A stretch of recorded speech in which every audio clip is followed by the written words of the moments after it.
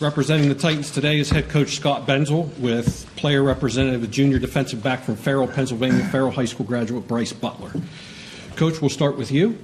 2023 will be the first year without quarterback Cole Kanichka since 2018. A terrific signal caller who is an integral part of the program's most recent successes. Cole had his season cut short after 5 games in 2022. But your offense managed to win its final 5 games with multiple changes at the position. Freshman Ty McGowan threw for over 600 yards and 7 touchdowns before an injury cost him the last 2 games. Sophomore Billy Levac threw 3 touchdowns in the regular season finale against Geneva. How did Ty and Billy look this spring, and how do you see the quarterback competition playing out in the preseason? Yeah, before I answer that question, I just want to commend the young men here that came up and spoke. Not an easy thing to do. You guys represented your schools tremendously.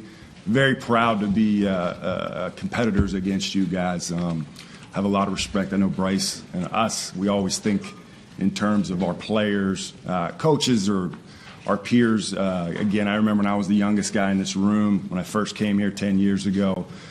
Guys like Gino and Mike really helped me grow as well, just from the competitive standpoint. And so the league, you can see, is in a great place because not only of the support structure that we have, but we have great players. So commend you guys. Awesome job. Sorry for being the last one, so I'll try to make it quickly. In regards to our quarterback situation, it was a unique experience for me. We lost 3 starters at quarterback during the course of the season. That's a huge pivotal position that you need leadership from. Not having Cole on the field didn't necessarily diminish what Cole did off the field. He was at every practice. He was somebody that was an extension of our coaching staff. So that, again, is a tremendous asset to have. He was a great competitor. Ironically, we brought another guy in from his high school, Moon High School, with Ty McGowan, and Ty did an excellent job. Unfortunately, he was injured during practice leading up to our Case game, and we got a chance to get Billy in there. So we're pretty experienced with newcomers at quarterback, so I think it'll help us. It was short-term pain, but eventually long-term game. We'll have good competition between those 2 guys, and so I think growing pains are tough, but I think we're in a good position with our quarterbacks. Looking overall at 2022, Westminster finished 7-3, but the expectations for the program were high, coming off a pair of PAC titles. Can you share some of the takeaways you and your staff had from last season? Yeah, the analogy I used was a duck on the water. I was trying to be calm on the surface, but I was frantically swimming and panicking underneath because we went through a rash of, and we all have injuries, and they hit our programs very, very hard. But we were pretty devastated in that aspect of it. We had high expectations. We had a really good football team, and in my opinion, we had our best season since I've been here in 10 years. Those that know, that have been in, like Jason, my athletic director, have seen it firsthand. We were expected to compete for our 3rd consecutive title, but the 3 teams that we lost to, Del Valley, W&J, and Carnegie Mellon, I think they were combined 28-3 in the regular season. So, and all 3 of those were top, in my opinion, top 20 programs. So there was no missed opportunity there. I thought we played our best football, did the best we could. We sat at 2-3, which is the first time we've been in that position in a long time. We could easily kind of packed it up, but we rallied and won our last 5 games on a lot of gut and a lot of heart and a lot of leadership. And I'm going to really, really think back on my career and think about that group as one of the best we've ever had. Looking at the defensive side, even with the loss of game changers like Braden Timmons, Ty Reeder, Nicholas Treelor, and Ian Barr, you and the defensive staff are really excited about what some of the younger players will do with the opportunities they'll get this season. How good can your front 7 be in 2023? Can you tell us about a couple of those younger players you're leaning on to make an impact? Yeah, I think we're going to be very good on defense. We're going to be I think we'll be deeper than we've been because of injuries and because of the recruiting aspect of it. We've got a reputation that we play top-line defense, and we take a tremendous amount of pride in it. But you can't do that without having good coaching, and you can't do that without having good leadership. The guy next to me is one of the big parts of why I'm very, very optimistic about our group. Our secondary, I think, when healthy, will be as good as any in the country. Our box, our 7 guys, like I said, we might not have the high-end All-American like a Braden Timmons, but I think we've got some depth and some competition. So my expectations is we're going to continue to do what we do on that side of the ball and give ourselves the best chance to win games. You've already talked about him a little bit, but you spent 2 years with your player rep, Bryce Butler. Most of us in the room have a pretty good understanding of his importance to Westminster's program. But from your perspective, just how good is he now, and how good do you think he can become? You know, when you're up in New Willie, like I like to call it, up in that area, and there's a team called the Farrell Steelers, for those of you that don't know who those guys are. They are, in a lot of ways, a program that's got a tremendous amount of pride and history.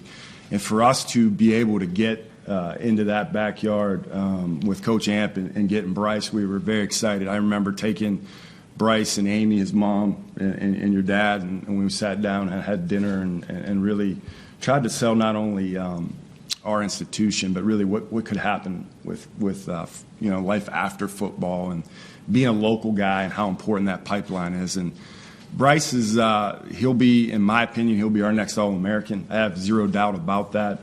But he's just a better human being. I mean, he's just a tremendous athlete, tremendous guy, somebody that is just as good of a player on the field as he is off the field. So he represents our school and our program. I don't think you could pick a better player. Awesome. Thank you, Coach. And now we'll take a few minutes to ask Bryce about the upcoming season. Bryce, the defensive unit has been one of the best in the PAC and throughout the country over the past few seasons. Last year, the unit yielded a league best 11.2 points per game and led all of Division III in opponent third down conversion percentage at less than 22% and team of passing efficiency defense at 78.01. One thing that sticks out, though, is the Titans have earned a reputation as a difficult team to throw the ball against, collecting more than twice as many interceptions with 13 than touchdowns allowed through the air with 6 in 2022. Here's your chance to give some love to your guys in the defensive backfield. With guys like Corte Williams and Kevin Wright back, what is it that makes this part of the Westminster defense so good? Just all the chemistry I think that we got ever since we've been here. It all starts up front with the D linemen. They get the pressure on the quarterback. Then it goes to the linebackers, reroute and jam and getting their hands on. And then that allows us to make plays in the backfield, in the secondary. As you mentioned, like Corte, he's came a long way. He's really progressed as a better player. He's gotten very physical, aggressive on the line. He's put a lot of weight on. I could take him against anybody in the pack. He's gotten a lot better. Same with Kevin Wright. Kevin Wright battled an injury against Carnegie Mellon. It was sad to see him go out halfway through the season. We came in together. We built some chemistry as a young duo coming in. But he's been in rehab. He's getting back. He's looking better than ever. So just everybody helping each other out and building that chemistry off the field. I think it comes a long way to making a status like that on the defensive end on the field. Just how our defense is like the best in the country or the pack, however you want to say it. I feel like that also makes our offense better. It gives our offense a chance to go up against some of the top talent that we have on our defense. And overall, when you do that in practice, you go hard and compete. It makes your team as a whole better. So Coach touched on not only the impact you have on the field, but also off the field. You've built an impressive resume during your first couple years on the field with 11 interceptions, 4 returned for touchdowns. Last year you were first team All-PAC, first team All-ECAC, and D3Football.com All-Region selection. But off the field, things have gone well for you as well. You've been named to the Dean's List in the PAC Academic Honor Roll with a 3.42 cumulative GPA, and you're recently named a nominee for the 2023 All-State American Football Coaches Association Good Works team. Can you share what your first 2 years have been like in New Wilmington and maybe some of your individual athletic and academic goals for your last 2 years? Yeah, so coming in New Willie, like Coach Ben said, it's backyard to my hometown. So, it's always good to have that right where you're at. Still coming into college, coming in from high school, it's overwhelming. So you're coming, you're a little nervous. But those older guys, Ian Bard, Nick Triller, Braden Timmons, those guys, they took me under their belt immediately. They made me feel at home.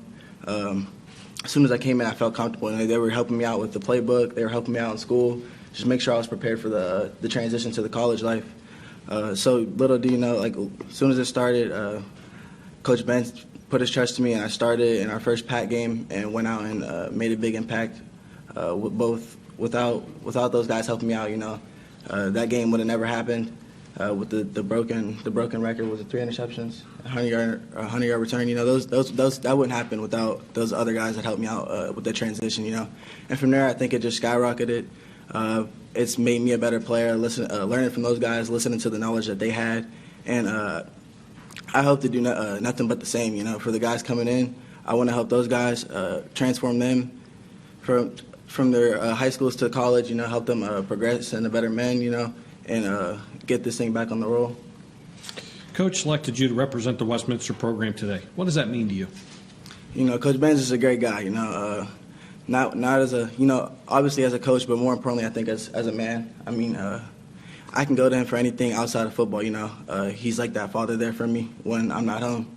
So being able to have that relationship with him and him having that trust in me, I think is very important. It means a lot to me. I think it shows how much he sees in me and the relationship, the chemistry that we kind of just, the bond that we had since we got here. He's always taught me life lessons and more importantly how to be a man in the real world. Lessons that will hit you, kind of just get you that realization. It's bigger than football, It's always good to have that competitiveness in football, but he also has taught me to be a great person off the field, So that's why I get involved in everything that I do. Just try to be a better man for myself, taking in everything that he's taught me. So him selecting me to do this, it means a lot, and I'm so proud to be able to represent my college and my football team. It means a lot to me, Going back on the field for our last question, Coach was asked earlier about last year's 7-3 record. How did those 3 defeats, particularly the back-to-back road losses at Carnegie Mellon and W&J, impact the way that you and your teammates approached the offseason and prepared for what should be a very intriguing year? Oh, so first off, you got to tip your hats to those teams, We went out, we played, and they came out victorious. It's always a dogfight. It's always good to compete. Love those close games. But those days and those programs, they outplayed us those days, and they scored more points. So all you can do from it is learn from it. You learn from the loss. You go, you dissect the film, see what you did wrong, see if you can limit your mistakes, and so next time you go back out, it won't be a problem. So it's always a want to go into the season. You're not looking to lose any games, But we take it 1 week at a time. We'll make sure that we limit the mistakes. Mistakes can cost you a football game, as we all know that. One mistake it could cost everything. So, just making sure that we limit those mistakes and we go into the season week by week and play those games as hard as we can. Don't take no team for granted, Kind of just play each game as it is and go for the championship.